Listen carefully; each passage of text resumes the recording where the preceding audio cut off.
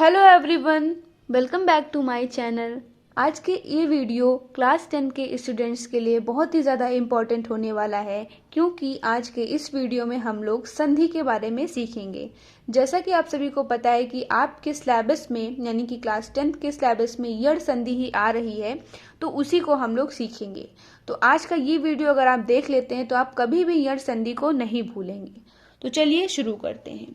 इसकी डेफिनेशन है, यदि ह्रस्व अथवा दीर्घ ई उ री लिरी के बाद कोई असमान स्वर आवे तो क्रमशः य व र ल हो जाता है।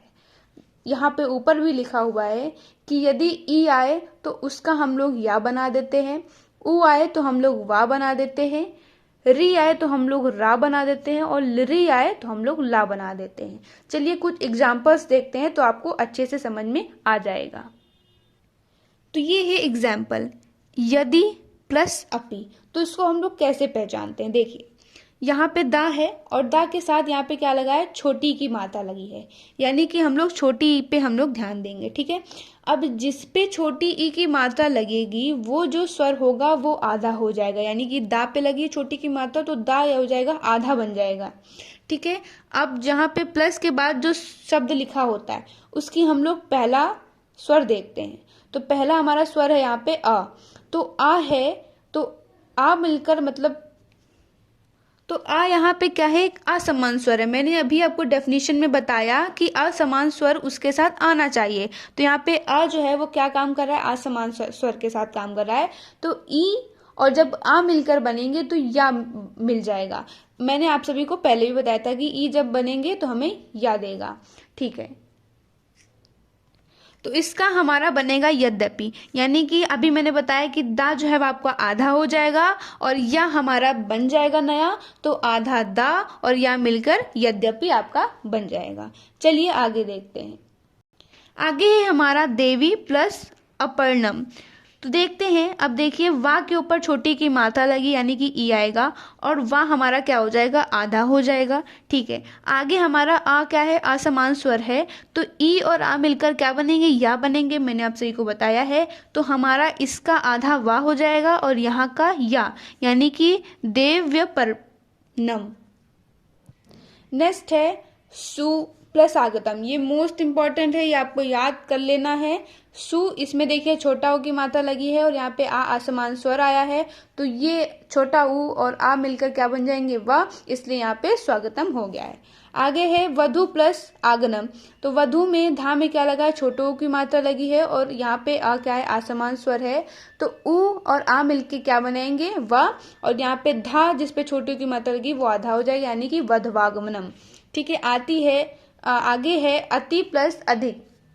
तो यहाँ पे छोटी ई की मात्रा लगी है और यहाँ पे असमान स्वर है, तो इसलिए ई और आ मिलकर क्या हो जाएगा, या, यानी कि अत्यधिक।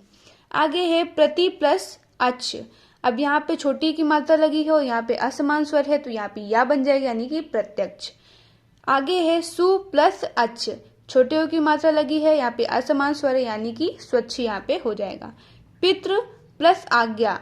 आप देख सकते हैं यहाँ पे री है और यहाँ पे असमान स्वर है, तो री और आ बन के मिल जाएंगे रा, यानी कि पित्राज्ञा। लिर प्लस आकृति। यहाँ पे लिर है और असमान स्वर है, तो लिर और असमान स्वर कभी भी आएंगे तो यहाँ पे ला बनाएंगे, यानी कि लाकृति। तो ये कुछ एग्जाम्पल्स हो गए। आगे हम आपको बहुत इंपॉर्टेंट एग्जाम्पल्स बताने वाले हैं।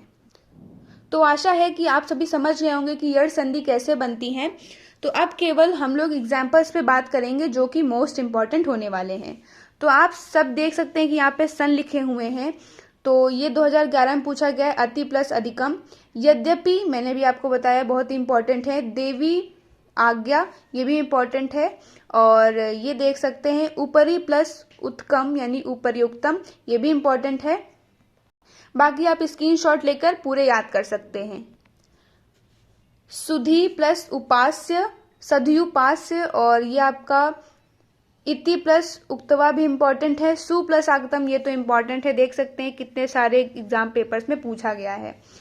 आगे स्वच्छ भी इम्पॉर्टेंट है, अकेका भी इम्पॉर्टेंट है, लाकृति और मनवंतरः और मधवरी, ये तो काफी सारे पेपर्स में पूछा गया है, मधवरी।